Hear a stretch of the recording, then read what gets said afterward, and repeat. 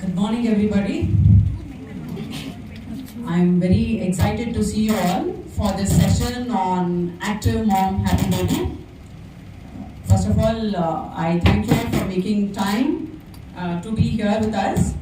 I also thank Dr. Smita, our MD, for gracing this occasion.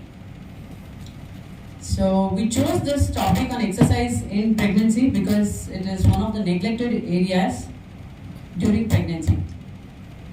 See, pregnancy is a wonderful journey which all of you must be able to enjoy.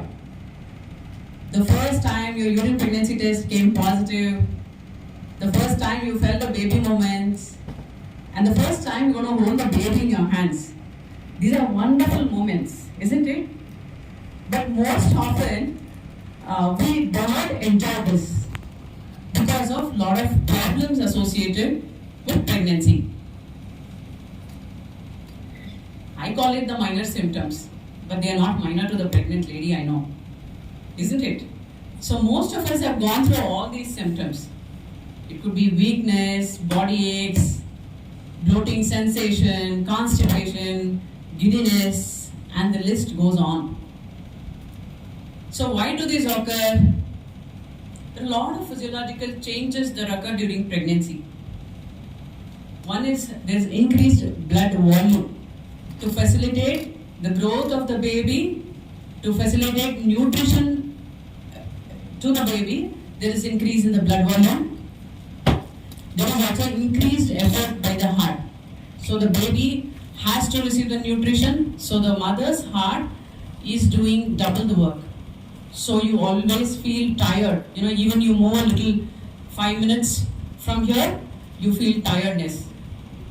There is increase in the pregnancy hormones which cause the nausea and vomiting which you feel. So most often in the OPD when you all tell these symptoms, I would have told, no, there is no other section but exercise and counseling, correct? Exercise is one of these solutions to all these minor symptoms that I spoke about. How do they help? They improve the physical tolerance. You either do walking for 15-20 minutes or do some basic exercise that will definitely improve your physical tolerance. It decreases the complication problems, minor side effects like constipation and backache. The backache is one of the most troublesome symptoms that you all have felt, right? Agree? That is because the baby's weight increases and as a result, there is lumbar lordosis. What we call there is the change in the spinal curvature which causes this backache. So now Kegel exercises are the exercises for the pelvic floor. So these aid in normal delivery. Once the body is tired, you quickly fall asleep at night. A lot of times, just the baby moments are enough to wake you up. The whole night, the pregnant mother would not sleep at all. So once you regularly exercise, the quality of sleep improves. There is also reduced risk of anxiety and depression in people who have regularly exercised. There are certain endorphins, that is the feel-good neurotransmitters that are released, which help you in improving your mood. Also in diabetic patients, there is improved sugar control, and also in hypertensives, the BP is better controlled. Of course, during normal labor, these women who are used to exercises have better tolerance. The risk of fetal stress during labor is also decreased.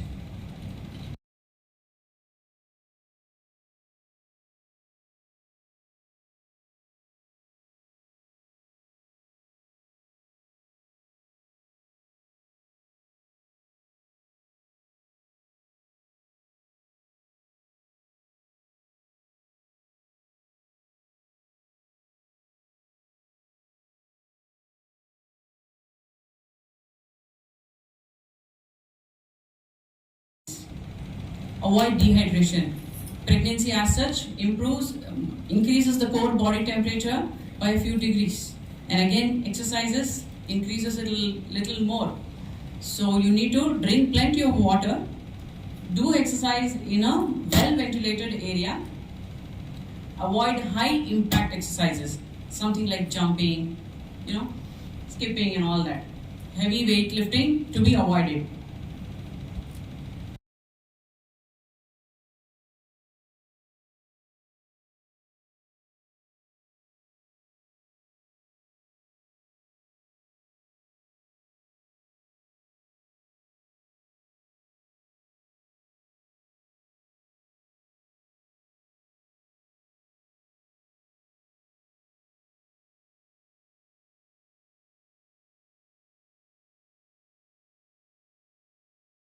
We all know.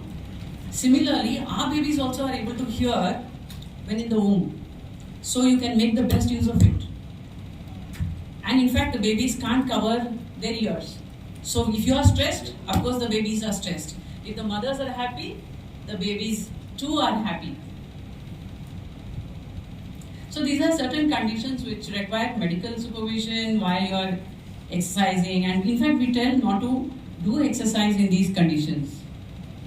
Cardiac disease, lung disease, bleeding, preterm labor, twin gestation, triplets, severe anemia and cervical weakness. There are certain indications which tell you to stop exercising. So some of them are like shortness of breath. If you develop vaginal bleeding, dizziness or pain, please avoid. One thing I tell all my pregnant patients is don't force yourself to do more. See, whenever your body says no, it can't, it just indicates, it just tells you certain indications. Some of them are these, but it might be just tiredness, so you may need to stop. So, we also have yoga in our integrative department. So, yoga has been time tested by our sages. And again, yoga during pregnancy is a wonderful form of exercise for all of you. But it has to be done under supervision. Now, what about meditation? Meditation, you need to experience what happens to you while you sit for meditation. That definitely helps you in calming down, in stabilizing your mood, and much more. See, we have 3 layers of a body we call the physical body, the subtle body and the energy body. I told you about the physical exercises for the physical body, correct?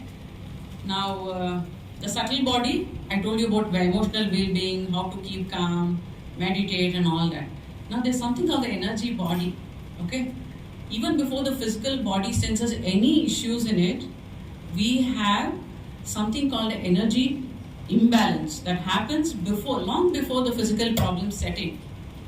So what if you correct these problems at that level? Of course, it will be wonderful. It's like, prevention, as good as prevention. So Reiki is another mode of treatment actually. So we have our Reiki master, Mrs. Sumulata. I would advise all of you to take sessions from her. It will definitely help you out. We have our Dr. Raghu with us for meditation. They definitely will benefit you, and in our hospital it is free of cost. Please make use of it. So exercise in pregnancy has to be done under supervision. Has to be done under supervision. Thank you. And I call upon Dr. Rakshita, who is going to enlighten us on fetal talk.